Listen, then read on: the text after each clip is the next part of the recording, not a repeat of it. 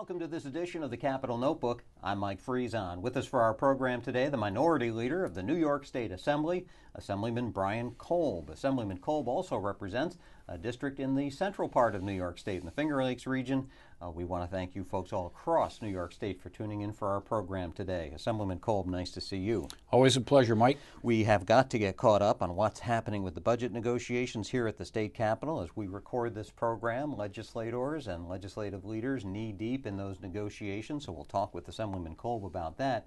But we start with that big event of just about a week or so ago here at the state capitol, when about several thousand of your best friends decided to stop by the Capitol, gather out in the Capitol Park to let their voice be heard on that bill that was passed earlier this session known as the SAFE Act.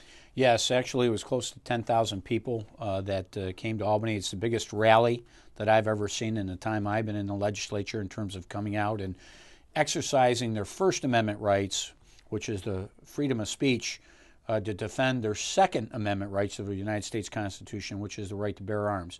And certainly, regardless where our viewers may stand on gun control, this bill will do nothing to prevent violence, gun violence in our communities. And the way this bill was concocted and rushed through the legislature without public debate, without public input from everybody on both sides of the issues, this was something that was not good legislation. It was bad public policy and bad public policy form in terms of the world that we live in terms of open and transparent government. And it seems like we're finding that to be more and more true as time goes on, that this bill didn't really end up being what was put out there as what the reasoning behind the legislation being drafted was all about. Which I guess goes right to your argument that maybe there should have been more time at the front end of the process rather than at the back end of the process. Correct. And in Washington, they're doing more time on the front end. They're having public hearings, and they're hearing from both sides of the issue. Right in Connecticut, which is the Newtown tragedy, unfortunately, the governor there formed a commission for public hearings and public discussion.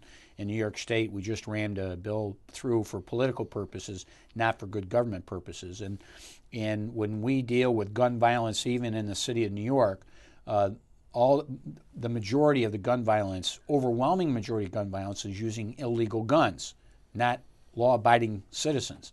When you have the street gangs in the city of New York as an example, when drug-related violence, this piece of legislation will not do one thing to curb those items. The city of Chicago supposedly has the toughest gun laws in the nation. They have the highest murder rate in the nation. They have the highest amount of gun violence in the nation. So laws don't stop criminals from committing crimes. All this law does is put law-abiding gun owners into now law-abiding lawbreakers, and it does nothing to really deal with mental health issues, illegal guns all over their country, and gang and drug violence that permeates our society. Let's show the folks what 10,000 people gathered outside the state capitol looks like. You'll also hear some of the remarks made that day by Assemblyman Brian Kolb. You are Americans. You are patriots that took time out of your day to travel here to the state capitol to send a message to that building right over there that it's about the United States citizens and protecting their rights as guaranteed by our Constitution. It is now time to repeal this law. But the best applause I want you to give and the loudest cheer is for you, because I want to thank each and every one of you for taking the time, for bearing the expense, for traveling here away from your jobs and your communities. It matters that you're here because you're the type of New Yorkers that have made this state and this nation great. We thank you for being here to defend our Second Amendment's rights. Give yourself a round of applause.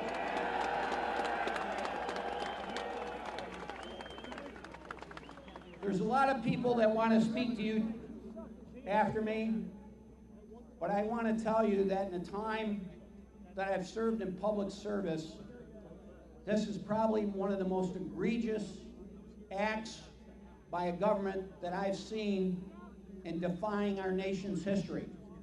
And you being here today This is not a safe act. It's the wrong act, not only for New York, but for the United States of America. So as a member of the NRA, a member of SCOPE, a member of the New York State Rifle and Pistol Association, and a proud carrying, gun-packing American, thank you for being here. We're back now live on set talking with Assemblyman Brian Kolb, looking at some of the crowd that was outside the Capitol that day. It was obviously a very spirited group that wanted their voice heard. And I think the question that they're left with right now is any chance that there's going to be a repeal or maybe a court challenge? Well, there will definitely be court challenges. What we won't know is with the what I'll call the liberal bent of the court system in New York State. I don't know if we'll get a fair hearing in the courts, but certainly unless we have a different legislature and a different governor, repealing the law will be very difficult. And I do realize that we have viewers out there that support more gun control. What I just try to explain to them, but this is not going to do anything to curb violence in our society because it's a national problem. It isn't just a state problem. And when you're just taking law-abiding gun owners and making them now lawbreakers and not going after the criminals, that's a problem. And it'll be interesting to see what they come up with in Washington with all the study that's going on down there. On to the state budget now. This is, arguably the most significant piece of legislation any legislature will take up with at any given year here at the state capitol. What do you say to the people watching across New York State about how is this budget going to make their lives in New York State any better? Well, until we see the final product, that's the $64 question, Mike. But part of the budget negotiations is really when you have all the legislators, all 212, they're really looking at the budget from a prism of how does this help my district?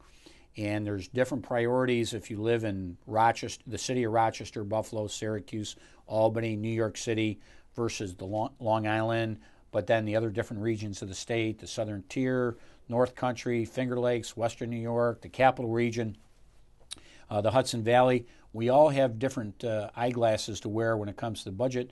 Money for education, money for roads, money for public protection. Certainly in healthcare, obviously we can't forget healthcare. So it's really, this is the back and forth in both houses of the legislature on how can we best do a budget that hopefully helps the most people and doesn't hurt people through the process. $130-some billion state budget is what's being put together here. That's what it's been the last few years here in Albany. It's not like there's not enough money to go around. It's just the annual arguments just trying to figure out how best to spend it. Well, that's correct. Now, if you just look at education, the governor's proposed $800 million more than last year. Now, if you talk to school districts will tell you, yes, but back in the recession hit, we had money cut in terms of future spending, which is true, but we've been increasing education spending from that low point, but we're still dealing with a recession. We're still dealing with a drop-off in revenues because the economy has been slow to respond right here in New York State. When people want to demonize those people that work in Wall Street, that's where a lot of bonuses and personal income tax revenues generated. But you have people in Albany that, shall we say, demonize the folks in the financial service industries, but yet those people help contribute to our economy if they're successful in the financial services industry. So these are sort of the dialogue and conversations we have to have and continue to have. But the end product is where the final determination be made whether it was a good budget or not so good budget. One conversation that seems to be percolating up to the top this week during the budget talks is an apparent cut in funding for programs for the developmentally disabled. Tell us about that. Well, the governor's proposed a 6% cut to the developmentally disabled community in terms of state funding.